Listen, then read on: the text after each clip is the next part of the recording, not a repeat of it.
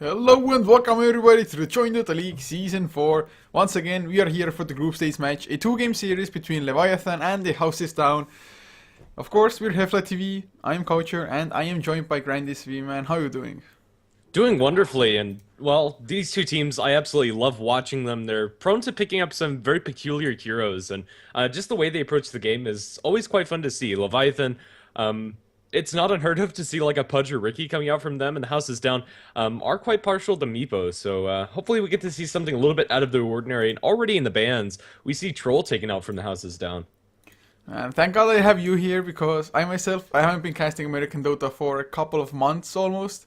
Just because we have you American guys these days. Before it was just all around Asia, Europe, America. We had to do it all, but now you're here for us. So at least you're the expert. So I'm hoping to see those heroes as well that you just mentioned that both teams are prone to running. So I'm always forward for just some so-called unusual Dota. Yeah, and that is always entertaining. I haven't watched both of these teams for probably about a month, to be honest, since I have been over in C and European Dota mostly. So um, that's just what memory serves. So let's see what's actually going to go down. Currently, it's Leviathan eating through quite a chunk of their reserve time. They'll settle on the Jakiro ban. It's definitely a strong hero, but there are so many, maybe even arguably stronger heroes still in the pool. Death Prophet, possibly Tidehunter, depending on what team or how they run it. But they do start with a Death Prophet. Can't say it's overly surprising. Yeah, definitely not. Death Prophet is one of the strongest heroes, and if it's available in the pool, pretty much most teams will go ahead and first pick that up. Leviathan! Oh my goodness! Punch Mage! Oh, you've made a caster happy. We don't really need to see anything more. This is already an interesting game. Is it worth first picking it though? Because no way in hell, like no way in hell would it have been banned. I don't know. I think this is more or less mind games, or maybe it's just something that they want to play. I expect this is Jenkins to play the Pudge, and he is drafting for Leviathan right now, so who knows? I mean, why the hell not? I mean, I think the last Pudge I saw wasn't even a successful one. So, oh, never mind. No, it wasn't. I saw a Pudge. They won like the second series of a best of three with it, but also picked it up in a third game and then lost with it. So they overused the Pudge, I guess. But man, Pudge, Skyraf Mage, Ancient Seal Rod combination. I don't know. But House is Down. Ogre Uh, is the pick for them. But what else will or might we see from Leviathan now? I don't know, and well, the Zeus ban, although usually it's really peculiar, is probably a pretty good ban coming up from Houses Down. Um, when I've seen Leviathan play the Pudge, they generally roam it very heavily early on. They'd have room for a Zeus inside their lineup, and it would peak nicely with like the mid-game roaming and magic damage combo that they're putting together. Yeah, I have no clue, and I think that's okay. I think if Leviathan are going to put something together pretty crazy, if they get off to an early start and snowball to victory, then it's going to be amazing for them. But if the House is Down, just get to play a standard game, Death Prophet and Ogre are going to serve them a lot better. Yeah, they probably are, and well, now we saw the Naga Siren ban, so Leviathan, they definitely don't want the Houses Down to just have some crazy late game, I guess, or being able to just delay things out without actually fighting. Pudge definitely just wants to pull somebody out of position and make the fight 4 versus 5 from there on. But Leviathan also going for a Mirana pick. So, is this just roaming Mirana? I mean, Scarf Mage, Mirana roaming, not the greatest of combinations really. Yeah, definitely not. Right now, Leviathan are very heavily reliant on those skill shots of the hook and the arrow actually landing in order to get their kills, and they're lacking quite a bit of setup for it. If one or both of those is played as a core, yeah, I'm not exactly sure how Leviathan are going to end up laying this in, if they actually have room for much more setup for those. If they're on point, landing an arrow free-handed or landing a hook free-handed is amazing, but it just doesn't seem to be very reliable for them. The House is Down will get Avenge, and Ogre Magi, Eventual Spirit, these are very stable supports, and I think that's kind of how this game is going to go through. Like, we have the House is Down just bringing some really stable single target stuns, nice utility from both of their supports, some good pushing power from Death Prophet, whereas Leviathan, they have a really high risk, high reward team. Yeah, those two supports can just even be relevant in the late game. Ogre Magi has the ability to even get solo kills once he gets the Aghanim Scepter, just gets a little bit lucky as well with the multicast maybe. Vengeful Spirit of course will have the Vengeance Aura, Ogre also bringing the Bloodlust, which will mean that their profit is almost going to be hasted all the freaking time. So it's going to be rather good for Houses Down and Leviathan. Well, depending on their last picks now, it's just going to make us see that whether it's going to be pure early mid game for them, or can they even try to contest the later stages now? Would it make sense for them to go for some late game carries with the last picks? They very well could. As far as mid-game centric heroes are concerned, Mirana and Pudge do scale decent well into the later portions of the game, with Flesh Heap constantly stacking up as the game time progresses. But it looks like they are just going to buckle down the mid-game. But Leviathan, they're not going to be too uncomfortable taking it late either. Right now, the best scaling hero on the side of the Houses Down is that Death Prophet, and Leviathan, their heroes do get pretty scary at that point in the game where Death Prophet's peaking at about 45 minutes in as well. So we'll just have to see how they approach this. I think it is just going to be a really smashy game, however. It looks like this is going to be an off-lane Pudge, support Scarth Mage Mirana, and mid-Templar Assassin. It might be so. Of course, it also might be a tri-lane Pudge. I do remember Fnatic running it like more than a year ago, year and a half, maybe 2 years by now already.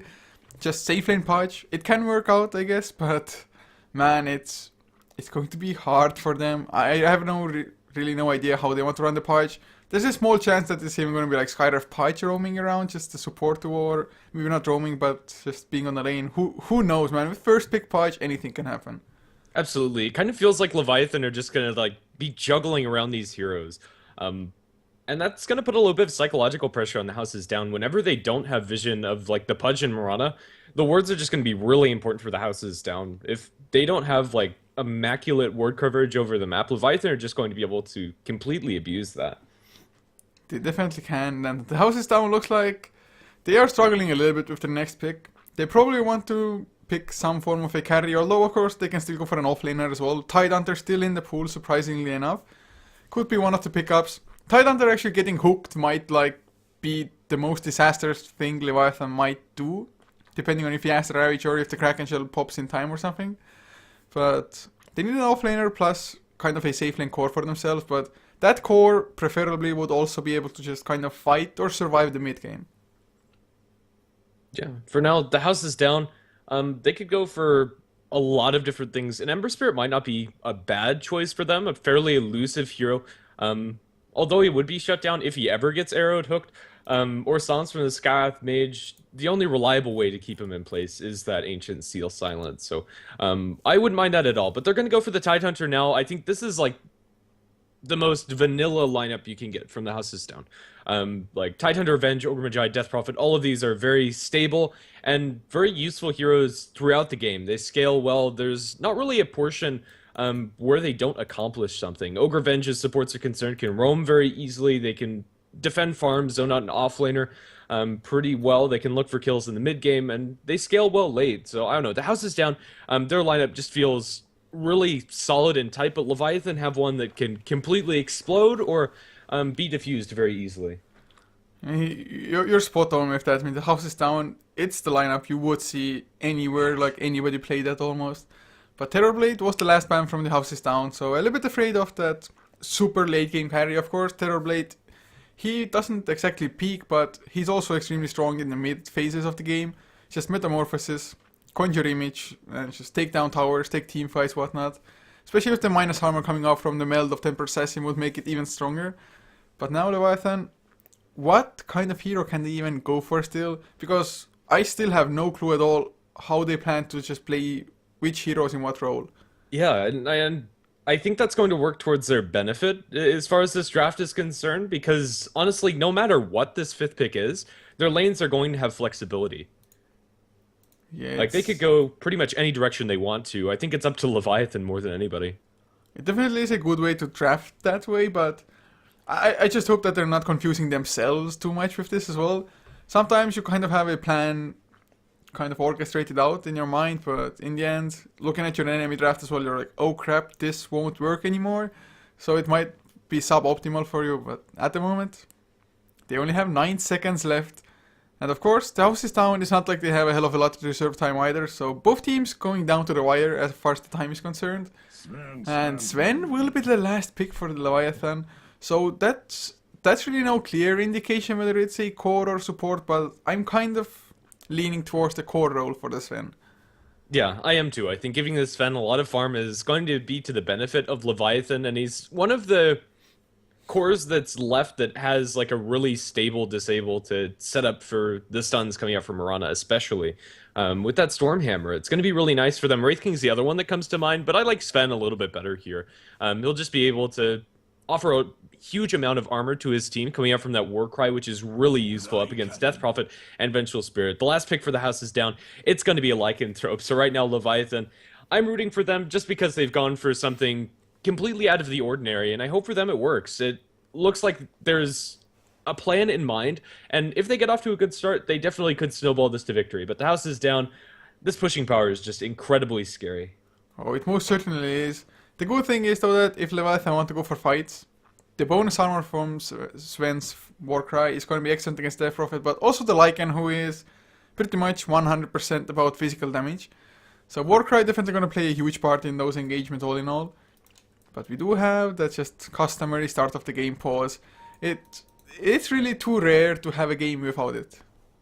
Yeah, it really is. But I suppose the pause does give us time to introduce our players and the heroes that they're playing on. On the Dire side, I'll go ahead and introduce Leviathan with Nusham handling our Mirana. Jenkins going to be playing on the Pudge, Shivy on the Templar Assassin, Sunken on the Scarlet Mage, and Shredder on the Sven. As to what lanes they're going to, that's completely up for grabs. We'll just have to wait and see. As for THD, the house is down on the Radiant side. Jubileo playing the Tidehunter, leaving Liposa on the Lycan. Yoka playing the Death Prophet with Ned on the Vengeful Spirit, and the last one will be ACC on the Ogre Magi. They're most likely just going to run the standard Tide off lane, Death Prophet mid, and Lycan safe lane. Although I have to say that most of the times you see Lycan, it's played in the mid lane rather than the safe lane. So what would you just prefer the Lycan go for? It looks like they might even be jungling Liposa. If not jungling, he'll be safe lane farming, just based on his current loadout. Tango, Stout Shield, and Quelling Blade. I guess you can like kind of start on lane, get a few early levels, get at least like level 2 wolves or something, and then go into the jungle and just have a support farm up. But do they really want to go for this engagement? I mean, the wolves are scouting things out, or I guess they're feeding the wolves, but they're coming as 5. Who even has the stronger just 5-man lineup early? Both teams have really good level 1. Arrow's going to connect onto Jubilee, Stormhammer onto 2. They'll throw a stun onto Sunken, and now the Gush into the poor Scarlet Mage, but he'll be able to run away back behind his tier 2 tower for now. Just a lot of posturing without anything being spent except for a little bit of mana on either side. I guess Leviathan come out ahead just because they got the 2 wolf kills early on. So just extra gold for them. Pudge getting both last hits as well, but they are getting the sentry down. That observer ward by the Dire side here, was it even warranted? I mean, what were they expecting with an observer ward like that? I suppose that was just a setup for that level 1 engagement, and since the level 1 engagement didn't actually happen, it probably doesn't mean very much of anything, to be honest. But it is going to give THD the intel that they are down 1 ward, and that they're only running with 1 observer, which is currently placed to give them rune vision and not much else. Does this ward actually block the camp as well? I mean, I guess it probably does, otherwise they wouldn't have even placed it. So, just preventing the double pull through, I guess. And we're gonna find out in 4 seconds if it does spawn. But Pudge off lane, he has started with boots. Of course, Lycan can't do really anything to slow him down or stun him up or anything like that. Just can help out with the wolves as well as with the howl. But how well do you think this Pudge will fare? I think Pudge is going to have a decent impact this game. I quite like offlane Pudge better than throwing him into the mid. It's a lot harder to tell when Pudge is actually leaving and looking for ganks, and he'll be able to get his levels up fast enough to where he's going to have an impact. Up against the Ogre and Venge, there is quite a bit of killing potential if they're able to connect with all of their stuns, but for now, the lane equilibrium is completely fine for Jenkins, and the other supports are, or rather the Ogre, is just stacking and looking for some pulls for his team. So I like this decision coming out for them to throw the Pudge towards the offlane. I do really like that the Ogre Magi actually double stacked this as well before. Just because, I'm not too sure if he knew if the double block or double pull is blocked or not, but it's always nice to just kind of guaranteed kill off your own creep wave with this. And also he can just freely back away, get his own last hits as well, get those, well, arcane boots maybe early, maybe soul ring. And on that matter, I mean, there's just a difference. Some ogres go for, top lane, they're gonna go for the Stormhammer onto Tidehunter. He's gonna get stunned up, arrow to fall as well, and since for the first level he went for Gush, it's an easy kill. Yeah, it really is. Even if he had Kraken Shell, I'm not sure if that would have been enough. This Tidehunter is just getting nothing, completely zoned out by Scarlet Mage. Not even level 2 yet on Jubilu, and he's going to continuously have a pretty terrible time going for that early point in Gush. If you can get that first blood kill, it's really nice, but if you don't get it, it's going to harm your ability to farm Ancients and to really have an impact later on. So yeah, Jubilu is just not going to have a happy time. He might get a couple of CS with his Anchor Smashes, but already forced to eat through quite a bit of his regen. He goes out with another set of Tangos as well, so Jubilu, he's going to be able to stick around, but another arrow lands, my goodness. This could be yet another kill onto the Tidehunter. They have a Stormhammer, but not enough mana for it, so he might survive against the Anchor Smash. Just one more auto attack is all that they need, and they'll find it on the Scarlet Mage. If there had been even a level 1 Kraken Shell at the moment, just blocking some damage, it would have been enough for him to survive, I do believe. But no Kraken Shell, has the Gush, so it's just going to slow him down so damn much. In the bottom lane, in the meantime, ACC kind of just zoning out Jenkins just because he has a double damage rune on the Ogre. But he's also level 1 only on the Ogre, so just has the Ignite. But what I wanted to ask you earlier is that some Ogres go for just straight off Arcane Woods, some go for like Tranquilus into Soul Ring. Which do you think is the better one, or what do you prefer to usually see on Ogres? It's game situational. I think both of them have their merits. Honestly, I'm not so sure about this game. Maybe just getting Arcane, since the Tidehunter's having such a bad time in Jubilu. Probably won't get those at any decent timing at all, so we'll just have to see. I think either one's fine. It's probably true. It really depends on, like, I guess how you're playing as well, if you need the health regeneration aspect of the Soul Ring at some point or not. But mid lane now, Yoka might be in some trouble. The smoke is coming in. Goddamn, boots of speed. Scarlet Mage so damn speedy. Gets the concussive shot. They're gonna follow up with a melt hit as well, and its arrow does land. So they pick up a kill now. 3-0 for Leviathan. Yeah, Nusham's 4 for 4 in the arrows that he's thrown out this game, and has just all around been really on point. Now going to be trading some hits with the Tidehunter. Not a man fight that he can win, but still going to annoy him a little bit. If they had a ward, blocking this Tidehunter's Ancients would be pretty damning for this Tide. He wouldn't be able to find anything pretty much ever. Yeah, it's just Leviathan. It's going so well for them at the moment. Patch isn't getting the most levels, but about to hit level 3, so still doing better than the Tidehunter at least. And also, hasn't died of course, so even better that way. But now Scarlet Mage thought for a second might be looking for something, or never mind, he's still looking for something. Gets the clarity from Newsham as well. So they want to kill off Yoka again, I guess. Shutting down a Death Prophet would buy you just a lot of extra time to get your own items going, get your core levels, and just strike hard.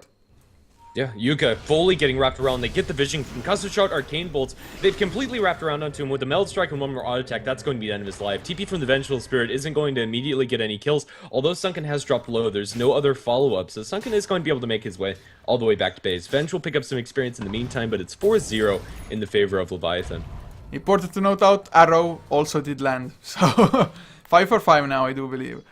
This Mirana is just working out extremely well. Yeah, it really has. Even without the setup, like, Nusham's shown that he's doing quite a good job. Going to stack up the Ancients, presumably for Shredder later on. Both the Sven and the Lycan are getting pretty good farm in their respective lanes. Lycanthrope's getting a little bit more. Not exactly sure why. This might be put to an end, however, if an arrow lands. And, well, based on empirical evidence, Leposa might just fall here. Arrow misses, so that's the first one missed of the game.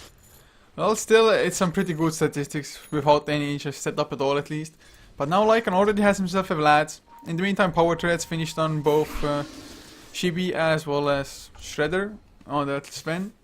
So Sven not going for the greed, not going for the Hand of Midas, and I guess with the kind of lineup that you have, it makes sense as well. But what items do you think the Sven is even going to go for in this game? Is it just like BKB into Crystallis, Daedalus, something like that? Or is there a chance for Aghanim Scepter, Mask of Madness, something along those lines? I'm kind of feeling like blink BKB into crit or something along those lines. Maybe get lifesteal along the way. I mean, I guess we'll see. Blink is definitely a good item to have. Just Blink Stormhammer. It's usually enough setup for you to blow somebody up, at least if you have God Strength activated at the same time as well. But mid lane, Sunken still hanging around on the Scarlet Mage. Gets himself a ward as well. Gonna block off the Ancients, maybe, maybe not. But this Tidehunter, man. I have seen worse Tidehunter games as well, I have to say. I mean, 6 minutes in being almost level 5, it's not that bad considering that the patch just hit level 5 as well. So, I mean, I guess Tidehunter Ravage is definitely better than just Patch Hook. But man, Tidehunter, he's the just focus again. Yeah. I think the biggest difference is that Pudge is going to be able to be constantly aggressive around the map, fishing for a hook, lands onto a creep, unfortunately enough for Jenkins. He's gone a couple of times onto the Ogre, but just hasn't been able to connect yet. Jenkins, level 5, this is when he can start thinking about making some rotations, but ideally you'll have your maxed out hook in level 6 first. Oh man, top lane. They're just gonna go for the Tidehunter Shredder. Looks at the one opening. A tree gets eaten and old Tidehunter. He is royally screwed now. Where is he? Stormhammer comes out first. Arrow to follow as well. Kraken Shell, it's not gonna be nearly enough. Silence onto ACC as well, man. Ogre. He just ran into maybe his own death. They don't have any slows, but the leap will give them enough movement speed. So they get the kill. Sunken will not burn down to the ignite, I believe. Or what level is the ignite? It's level 2, so, well, was getting a little bit closer, but he survived. So 6-0, 7.5 minutes in. Exactly how Leviathan want to be playing their draft. Lycanthrope's the only one that's keeping up, and that's because he's pretty much had free farm. Pudge, he gets levels in the offlane, but can't really put much pressure by himself onto the enemy's farmer. Nishan's going to be spotted out by a handful of creeps as we have a magic missile thrown into Shibby, but with the Mail Charge and Refraction will be enough to kill off that Venge. Drops a trap, slowing down Yuka as he tries to make a clean retreat, and it looks like he will. Bottling up, there is potential for a turn coming up for Shibby, but ends up not going for it. 7-0, Leviathan are just finding so much. If only Pudge had been there for all the 7 kills rather. Suddenly, when he later on in the game gets the flesh heap, would have gotten so much extra strength for nothing. So that's the one downside of just running Pudge offlane. He's not going to be a part of those kills, but he's level 6 already. He's going for something, but they know he's on the hunt. Gonna run into the Vengeful Spirit. Stun comes out first, Pudge. Can even get the counter kill, maybe. There is the ultimate coming out, and now if he lands the hook as well, nope, it misses, so he just loses his life. Yeah, it's a really hard hook to line up, especially when you have wolves involved. Even though Pudge dies that once, I don't think it really matters since he's kind of gotten to the point where he's able to have an impact, getting to level 6. That's an unfortunate death, and it is going to slow him down a little bit, but Tidehunter doesn't have his Ravage to work with, and honestly, I'm not sure how big that Ravage is, as Leviathan are going to be looking for more of these skirmishy fights and pushing into individual lanes rather than 5-on-5 engagements, where Ravage really gets to shine. Yeah, they definitely just want to hook somebody out of place, kill him off, and then even if the Ravage does come out, they're gonna be one hero short, but Shibi, with an Invis rune now on the Temper Assassin, gonna come into the mid lane maybe. Scarf Mage doesn't have his ultimate quite yet, but there's the concussive shot. They want to go for Yoga. Poor Death Prophet. Can they get the kill? Meld hit as well, down to half HP, but the guy's slow might just be enough. Never mind. Last Arcane Bolt, level 3, brings him down. Shibi now gonna get stunned up as well. They do not have the Ravage though, so Temper Assassin also just runs away. That's gonna be her drums finished. They are just getting so much out of this, but the Lycan, of course, is farming up. And how scary do you actually think this Lycan can or is going to be? He's going to be able to split push decently well, but I don't think it's an immediate threat that Leviathan really have to deal with. If they kill him once or twice in the next 10 minutes, I think they're going to be just fine. That should be true indeed. I mean, at least since Death Prophet, as was the Tidehunter, haven't gotten off to the greatest of starts. They cannot really provide maybe enough to just 5-man Death Ball. Arrow will not land. Mirana, he was solo fishing for a Tidehunter. And when I support Mirana, who wants to go solo against a Tidehunter, you know your team is doing pretty well. Definitely. Arcane Boots all ready for this Mirana, and Tidehunter, he doesn't have his boots upgrade, although he's probably saving for it. He went for the magic stick inside lane, which is completely acceptable, but still he hasn't been able to farm anything. His Ancients aren't safe for him to farm at all. Leviathan have complete control over this. I believe they blocked them, in fact. Sven with the Mask of Madness is now going to be able to farm up a Storm. It looks like it's going to be Mask of Madness into BKB for this Sven. Now with the Urn onto Pudge, level 7 maxed out hook. Jenkins should probably look to leave his lane without some smokes coming out from the supports. And the BKB, of course, is going to be nice just to make sure you don't get Ravaged or Magic Missile or Fire Blasted for that matter, but even then, there is still quite a lot of physical damage also coming out from THD. Now though, oh god, Ned might be in a huge amount of trouble. Mystic Flare brings him down extremely low. One more Arcane Bolt. Or never mind, 18 HP, he's still alive. He's gonna die and, well, it's a 1-for-1. I do believe this one favors THD, and they also lost the Pudge bottom lane, so THD finally getting some revenge. Yeah, that's actually quite huge, especially since they did get that. But in the meantime, Radiant's Courier is picked off. I didn't see how that went down. Where did it actually die? It died just right here. Yeah, the Temper Assassin just melted it down. So oh dear. That just happened. I'm not too sure if Shibi had an Invis rune or not, or how he was there without vision, but now he's gonna go for the kill on Yoka. Concussive shot comes out as well, but Ned, he's around. The double damage is pretty strong, but He got the magic missile off before, although now he's gonna corner himself in. Is it the wisest choice? I have my doubts. Swap out, he's still alive. There's the Fire Blast. Ravage will connect them too. And with the Exorcism, they clean up the two heroes. Pudge will hook out the Vengeful, so at least gets the 1 kill. But really nice reaction from THD, and what used to be a 7-0 is now 5-10, so THD slowly just getting their own momentum going. That's a huge swing in their favor. All said and done, over 1,000 gold swing and about 1,000 experience swing as well. They only lose their Vengeful Spirit, and Vengeful was probably dead anyway. A really nice swap. To get Leviathan out of position, the first Ravage definitely showing its colors, and because they had the Exorcism pop just at the end of that fight to mop up those last 2 kills, to be able to take a tier 1 tower after it, it's huge advantage towards THD. Pudge lands a hook and finds himself ACC, and this should be a pretty easy kill on the Ogre, although he's pretty damn tanky with a haste rune. Jenkins is just going to be able to run him down. So Pudge has been a part of 2 kills, has died twice as well, but he's definitely also starting to just be a little bit more active, running around. And although THD got the kills, if you just look at the net worth, purely, you can see that, yes Lycan, yes the Death Prophet, they are farming up, but the rest of the free... Oh god, that hook was so close, the creep wave came at the perfect time to just block the hook. Well, at least Jenkins is putting the fear of God into the enemy team, even though he hasn't landed too many of the hooks. In mid, Mirana fishing for an arrow. It is going to connect onto Yuka behind the tower. They don't have a clean way to dive this, but Shredder's going to try with the vision given. The swap coming out will save the Death Prophet's life, and now Ned's going to be able to walk into that Mystic Flare. Silence up, Arcane Bolts fly. Ned looks like she's going to fall. Shredder now tagged with that Ignite. Slowed down. Can't really do much more in this exchange. It's just going to be a Vengeful Spirit kill for Leviathan. And Jenkins is hunting for something as well. Does he spot out Jubilant? Nope, didn't have enough vision during it being nighttime. But oh, he lands the hook onto ACC. He had the Observer Ward down. Fire Blast comes out, so ACC might even survive. Not enough mana for this member. Now it comes out though. Thanks to that, New Shem's arrow misses. Otherwise, I think it would have been even spot on. But they get the kill, they get the tier 1. So LVT, at what point can they or will they go for Roshan? I mean, they have the meld, it should be rather easy for them. But when is it safe to go for it?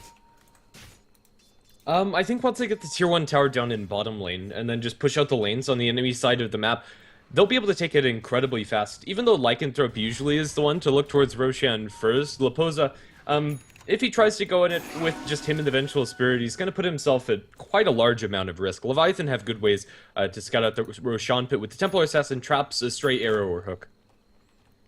At the moment, Liposa is going to have that Necro level 2 finished. So just needs only 1 recipe worth more of gold, and then he's going to have the level 3.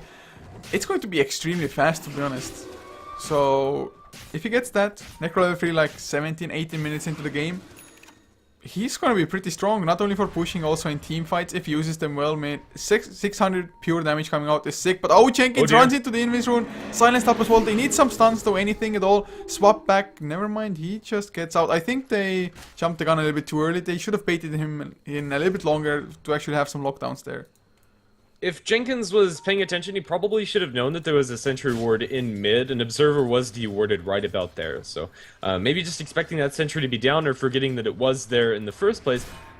Jenkins does have a close skate with death, but he is going to survive. Sven, however, up top, scout out by Lycan Wolves. Now with the Ravage committed, they should be able to kill off Shredder. He is going to deliver himself to BKB, but the multicast is going to secure his demise. We are going to see Death Prophet getting that last hit and an arrow landing into Jubilu, but it doesn't really matter after all is said and done.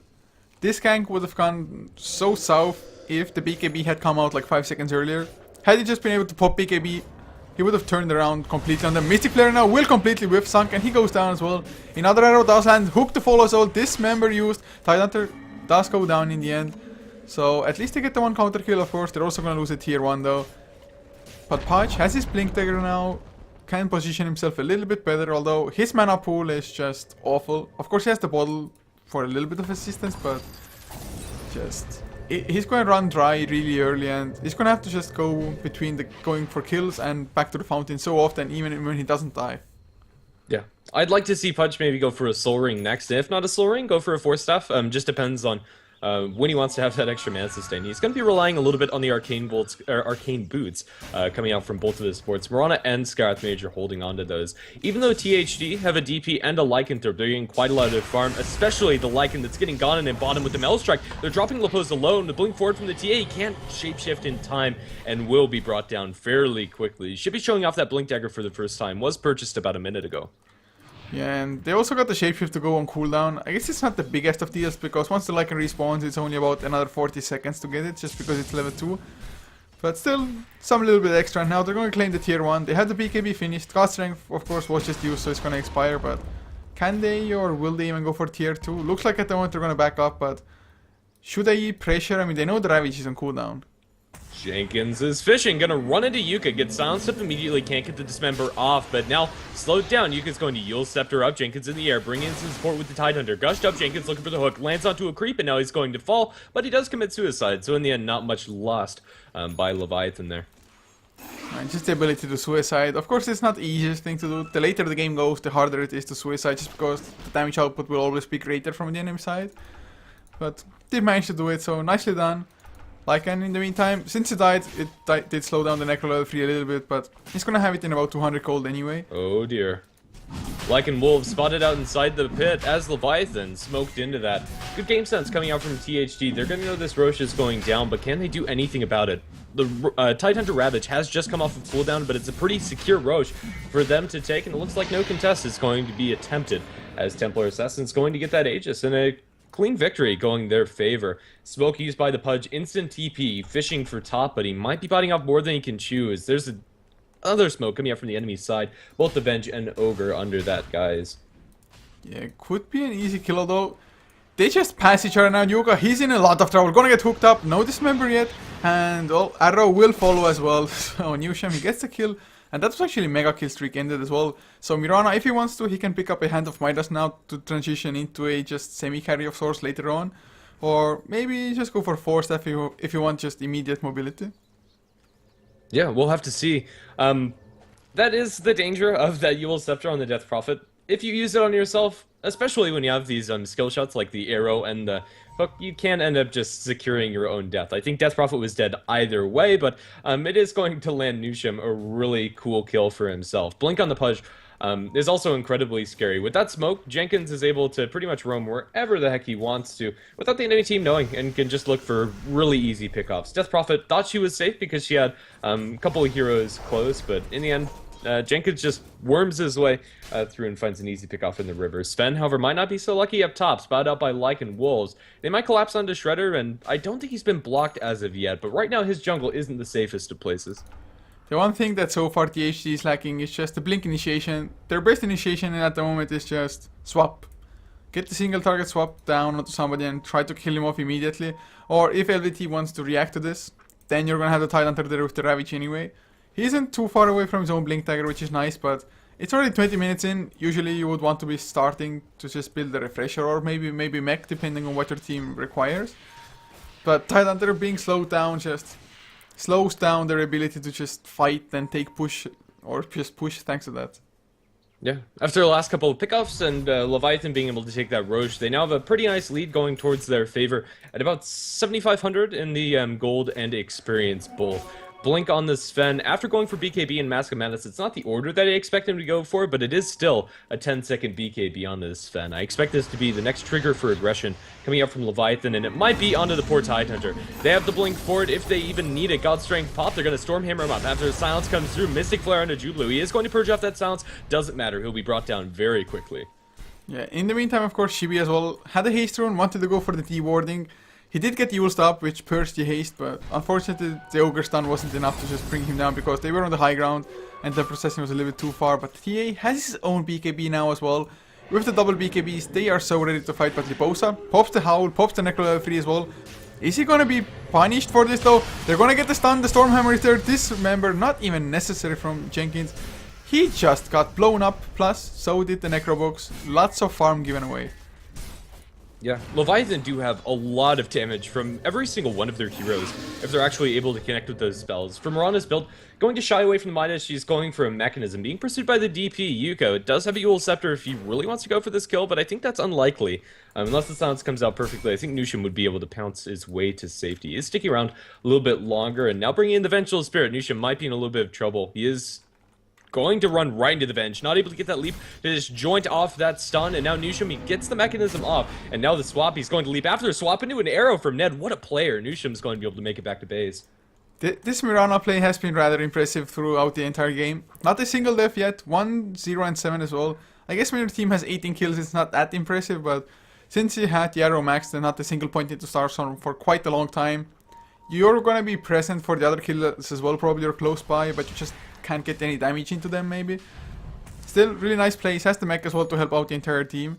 Blink is there finally on tight though, so maybe they're gonna just get the Blink Ravage as a surprise when the BKBs are yet to be popped. But Aegis is still there for another 50 seconds as well. Leviathan, they definitely want to force at least a tier 2 with the remaining Aegis time. Oh, it feels like that's so unlikely. They place a deep ward behind the enemy tower that's going to spot out the Tidehunter. If he walks up a little bit further, arrow flying through, going to land on ACC. My goodness, this Mirana's an absolute sniper. But if Jubilee walks up just a couple of inches, they're going to see the Blink Dagger on the Tide. And even if they didn't see it, it's kind of expected to have that soon, and they have the BKBs to counter it, depending on how quick their reaction times are. Death Prophet is going to avoid an arrow, but the Ogre Magi is going to walk into one again. For now, Leviathan have backed off. The creep wave just isn't agreeing with them. We need some just actual statistics. How many arrows have landed? Of course, I've seen a couple of misses as well, but you just keep throwing them out. Some are bound to miss, but it really feels like most of his arrows have found targets.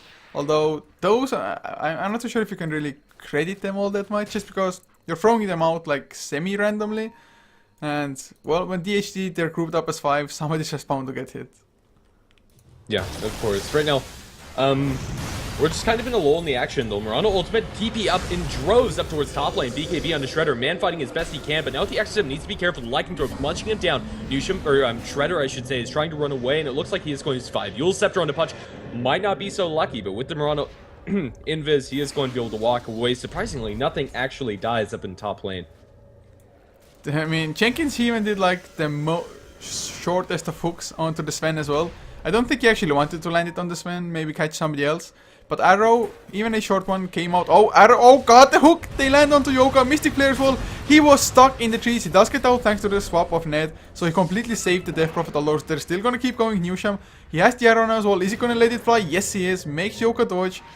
And this Death Prophet, fast as she may be, is she gonna be able to escape? Silence, Shredder, can he get the stun out? Hook will miss, but the Stormhammer will come out just in time. So that is just 2 clean kills for them. Yeah, it is. Leviathan, their chasing potential is immense. They have the Mirana Leap as well as the Warcry to give everybody close to max move speed or just run really fast. Blink Daggers on at least 2 of their heroes, actually 3.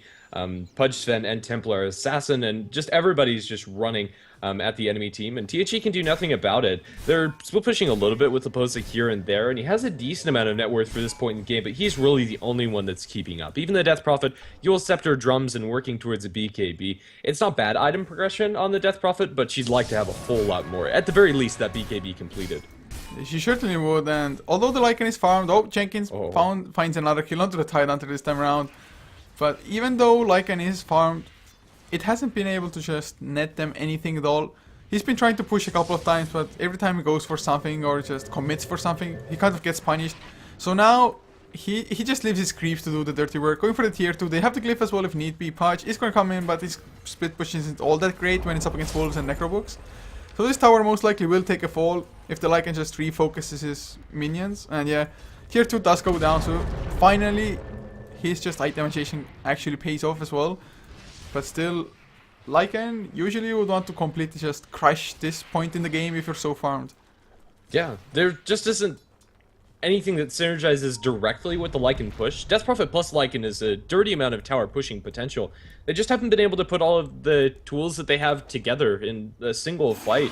Mostly because they just get picked off one by Leviathan, which it seems is exactly what their lineup is meant to do. For Pudge, he's going to be building into a Yule Scepter, has that almost completed, just 100 gold shy or so, a little bit less than that even. But yeah, everybody just seems to get quite a lot. The Skywrath Mage even is going to be working towards what seems to be an Atos. He has one of his staves inside the courier and has enough money to get the second one, so that's a 26-minute Atos on Sunken. That is pretty damn good for them, of course. Just extra survivability, get the slow as well. But Lycan is going to have his own BKB in only about 100 gold. But how much will the BKB help, especially now that Desolator will also be finished on the Templar Assassin? I mean, it's always nice that you're not going to get stunned, but LVT, I think most of their damage is still going to be just purely physical. Yeah, and if it's not physical, it's going to be like pure from the meat hook that does completely pierce BKB now.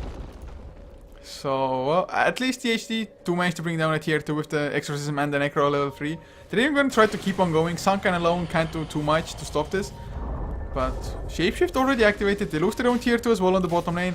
Tier 3 taking... Oh god, the damage is sick on the buildings, to be honest. With the Lycan coming out and the Death Prophet. Oh, the Stormhammer lands on 2. He's going to be cleaving through as well. Lycan is fast enough, of course, to escape. Warcry comes out. Maybe a tad too late. But they're going to get the hook onto the Titan. They're getting the kill. Another 2 heroes down net. Going to be the third one. That's... I mean, just getting the tier 3 down is nice. Actually, some pretty nice damage on the range racks as well. But still, losing 3 like that, they are giving away so much for every little thing they gain. Yeah, it's not enough at all to really make up for the fact that they've just lost 3 of their heroes. Tier 3 tower and half damage onto the range barracks is nice. These wolves are actually going to do quite a number onto the range barracks and potentially even take them if Sven's not fast enough. He's going to be able to cleave through one of them. The second one's going to die when the barracks are at 200 HP. Jenkins fishing, not going to find anything, but Leviathan still win that exchange. Silence onto the poor Ogre. Mystic Flare, Arcane Bolts fly, and Ogre is probably going to fall. There's a Yule Scepter to set up for Jenkins. It's going to be Magic Missile under the tower. Now chomped down by the Lycanthrope. It looks like Jenkins is going to lose his life. He gets the secondary deny off. Now Scarth Mage is being pursued. Forstaff is going to get him a little bit of distance between him and the Wolves. Leap body block on the Wolves actually doesn't happen. But right now the mechanism is going to be enough to keep Sunken alive. They'll throw a concussive shot that lands into the poor Titan who walks up into Shibby. BKB pop, not even necessary. Shredder is also yellow and glowing. They'll go into Ned and blow him up afterwards. They lose Jenkins, but honestly it doesn't matter since that was a deny and they take 3. Yeah, the Ogre died in the end anyway as well. Although I think the Yule Scepter kind of saved him for a little while longer, but in the end they get the kills, they get the deny. They're going to get the tier 2 on top of it as well with the Desolator.